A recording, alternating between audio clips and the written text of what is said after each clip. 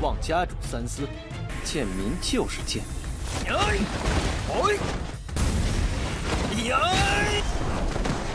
只要能拖住你几日，你秦南身上的秘密，你莫要怪天。心如为了焚天国运，把你锤到下狱。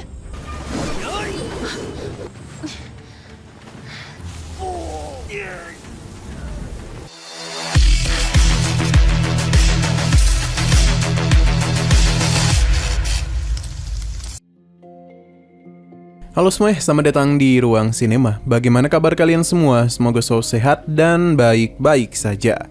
Sesuai jadwal, jadi pada hari ini kita akan kembali melanjutkan series Donghua Village Battle of Spirit episode terbaru, yang mana ini adalah episode yang ke-117. Bagi yang mau bergabung dan series ini, kita sudah sediakan playlistnya. Jadi kalian bisa mudah mencari di mana episode awal dari series ini. Sebelum kita mulai episode terbarunya, kita akan melihat dulu apa saja yang telah terjadi pada episode sebelumnya, tepatnya pada episode 116.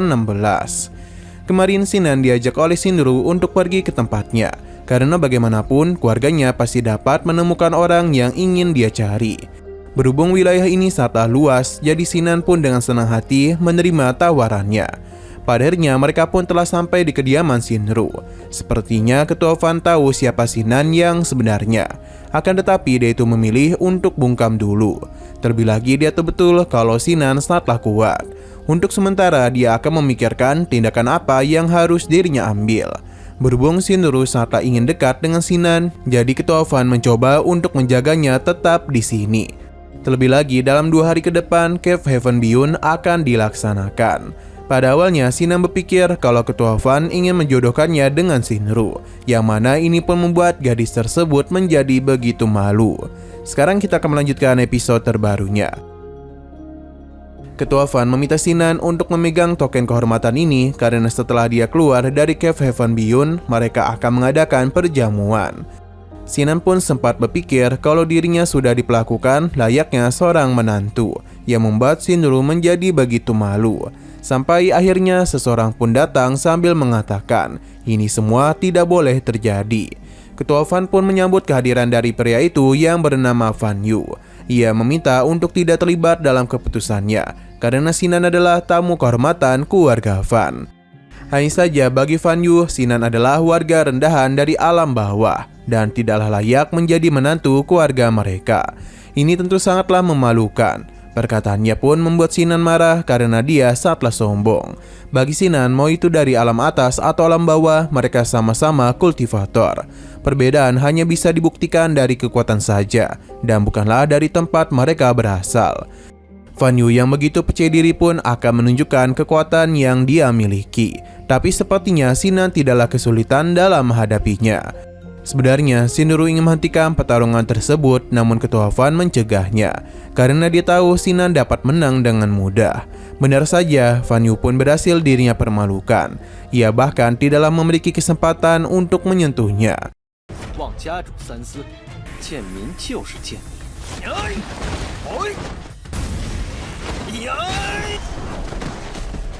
Sinan pun ingin kembali mendengar bacotannya itu. Fan Yu masihlah ingin bertarung dengannya, tapi Ketua Fan menghentikan semua itu karena Fan Yu sudah mempermalukan mereka. Ia akan memberikan hukuman kepadanya. Fan Yu yang tidaklah terima berjanji akan membalas apa yang telah Sinan perbuat kepadanya.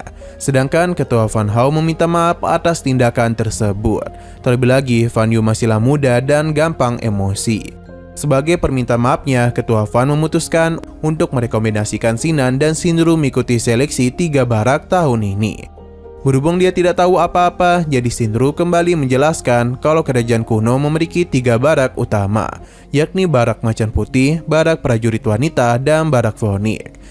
Bagi siapapun yang terpilih, pasti akan mengalami perkembangan kekuatan yang pesat. Ketua Fan menaruh harapan besar kepada Sinan. Ia juga memintanya untuk menggunakan kesempatan ini sebaik mungkin. Shinru merasa ayahnya tidaklah perlu mengatirkan hal itu, karena bagaimanapun Sinan adalah gurunya. Jadi seleksi tersebut tidaklah sulit untuknya. Shinru akan membawa Sinan ke gudang harta milik mereka. Alasan Ketua Fan menahan Sinan adalah untuk menunggu leluhur mereka kembali dari pengasingan. Dengan begitu, rahasia di tubuh Sinan akan menjadi milik keluarga Van. Sepertinya dia itu akan menyakiti perasaan putrinya sendiri. Karena jika sampai Sinan memberontak, maka mereka tidak punya pilihan lain selain bersikap kejam kepadanya. Ini semua dirinya lakukan demi kemajuan negara Fengtian. 我带你去金库挑宝贝去。只要能拖住你几日，你秦南身上的秘密，你莫要怪天。心如为了焚天国运。 Kembali lagi kepada Sinan, yang mana dia benar-benar sangatlah senang dan apa yang telah diberikan oleh ketua Van. Karena bagaimanapun di dalam cincin penyimpanan ini terdapat 300 batu sumber. Hanya saja Sindru ini diam saja, yang sepertinya dia ini tengah memikirkan hal lain. Sambil malu-malu, ia pun memberitahu kalau harta sebanyak ini telah menunjukkan betapa pedulinya ayahnya kepada dirinya. Sindru akan membawa Sinan ke depan aula Biyuan. Untuk saat ini, Sinan masihlah belum tahu mengapa gadis ini malu-malu di depannya. Pada akhirnya, Sinan pun telah sampai di depan batu besar yang memiliki energi melimpah. Hanya saja di sana sudah ada Fan Xiao dan juga Fan Yu. Sindru sangatlah tidak suka dengan Fan Xiao. Namun dia tidaklah terlalu peduli kepadanya karena bagaimanapun ia sedang bersama dengan Fan Yu. Namun tetap saja ia tidaklah berani kepada Sindru. Fan Xiao memberitahu kalau Fan Yu memiliki banyak cara untuk mengalahkan Sinan.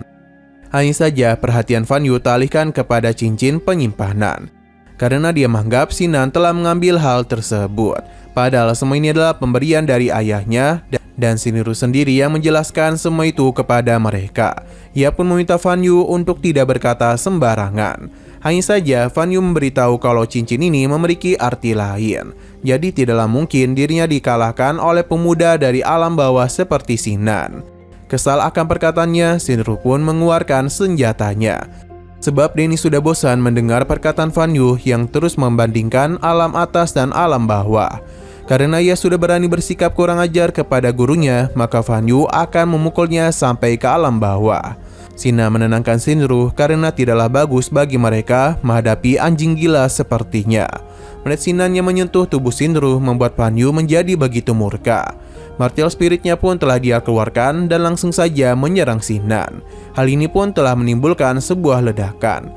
Tapi bukan berarti Sinan akan kalah sebab yang berada dalam posisi terdesak adalah Fan Yu. Karena Sinan sudah melancarkan serangan kepadanya. Di saat Fan Yu sudah terluka cukup parah, bala bantuan pun telah datang. Tapi Sinan segera melemparkan Fan Yu kepada serangan itu yang mengakibatkan dia malah terpental. 把你锤到下狱！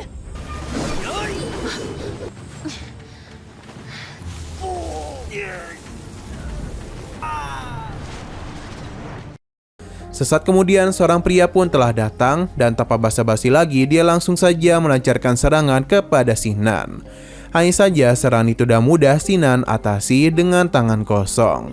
Sepertinya tetua ini pun baru sadar kalau dia telah berurusan dengan siapa. Perselisihan ini pun segera dihentikan oleh ketua Van, di mana dia ini cukup kesal kepada Fan Jian karena berani berbuat macam-macam kepada tetua kehormatan keluarga mereka. Sepertinya Fan Jian ini telah mengenali Sinan. Ketua Van meminta Sinan dan Sindru untuk fokus kepada Cave Heaven Biyuan. Karena bagaimanapun ini akan segera dibuka. Mereka tidaklah perlu mengkhawatirkan masalah di sini karena akan dirinya selesaikan. Fan Jian bingung apa yang telah Fan Hao lakukan. Padahal Sinan merupakan orang yang dicari oleh Gunung Wendao. Fan Hao tentu saja mengetahui hal itu. Hanya saja dia meminta Fan Jian untuk tidak mengganggu rencananya, karena ini akan menguntungkan keluarga Fan. Fan Jian akhirnya paham, namun dia takut jika Sinan bertambah kuat, maka keluarga mereka pasti sulit untuk menghadapinya. Hanya saja Fan Hao sangatlah yakin kalau leluhurnya pasti bisa mengatasi hal tersebut. Dan jika pun gagal, Fan Hao masih memiliki rencana lain, yakni menjadikan Sinan sebagai menantunya. Dengan begini, maka tentu keluarga Fan akan semakin kuat. 别让我绝安，问道山通缉的，且不说老祖实力在，那就放任此子越来越强，以待之。 Nah, sayang sekali lagi seru-serunya episodenya pun harus bersambung dulu. Oke, sekian dulu pada video kali ini. Untuk video selanjutnya akan segera hadir. Jadi bagi kalian yang ingin mengikuti series ini, langsung saja klik subscribe dan aktifkan loncengnya. Terima kasih yang sudah menonton video sampai habis. Jika kalian suka pada video ini, klik like dan share ke teman-teman kalian tentang channel ini. Dan ditunggu aja kelanjutannya. Oke, sampai jumpa di video selanjutnya.